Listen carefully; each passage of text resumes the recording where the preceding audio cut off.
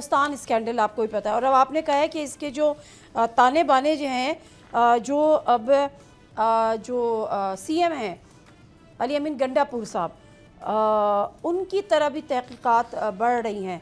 इसमें कौन कौन बड़ी मछलियाँ इन्वॉल्व हैं?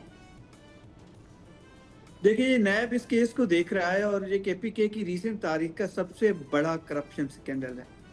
इसमें 40 अरब रुपए 58 अफराद हैं और कंपनीज हैं जिन्होंने 100 अकाउंट्स के जरिए 36 अरब रुपए की ट्रांजैक्शन की हैं। ये भी एक टिप ऑफ द आइसबर्ग है जिसमें इन्वेस्टिगेशन आगे बढ़ेगी।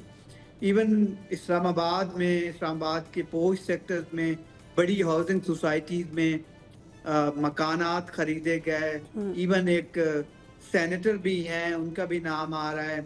अली अमीर खान गंडापुर का तो डायरेक्ट, क्योंकि ये 12% ट्रांजैक्शन उनके दौर में हुई है, बाकी पिछले अदवार में होती रही है। महमूद खान का दौर जो है वो तहकीकात का महवर है। चले, मुझे कोई एक चीज़ और बता दीजिएगा जाहिद गशकोरी साहब, कि क्या किसी न किसी सतह पर ये डिसाइड हो गया है कि ये जो 200 अरब रुपए की करप्शन है, कम से कम 500 अरब रुपए रिकवर करें, बड़ी मछलियों की तरफ जाएं और सीरियस किस्म की अकाउंटेबिलिटी हो, कोई पॉलिटिकल स्लोगन के तौर पे नहीं?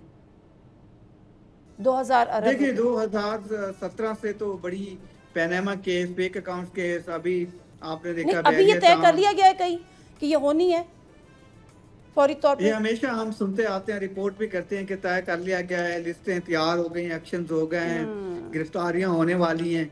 अमली तौर पर बस एक इंडिविजुअल को सिलेक्ट किया कर लिया जाता है, उसका कुछ ना कुछ अकाउंटेबिलिटी हो जाती है या वो बदनाम हो जाता है, जेल में रख देते हैं। फिर होता कुछ नहीं है अमली तौर पर। ठीक है। और इस दफा भी मुझे ऐसा लगता है कि ये शायद पैचअप ना हो जाए, फिर पैचअप ना हो जाए।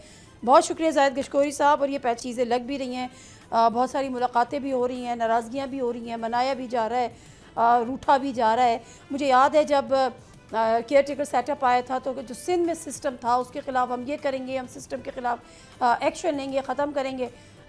सिस्टम भी वही है, सिंध भी वही है, हुकूमतें भी वही हैं और हम भी वही हैं। प्रोग्राम से दीजिए नादिर मिर्ज़ा को इजाज़त। अल्लाह हाफ़िज़। सब्सक्राइब करें और बेल दबाएं ताकि कोई खबर रह न जाए।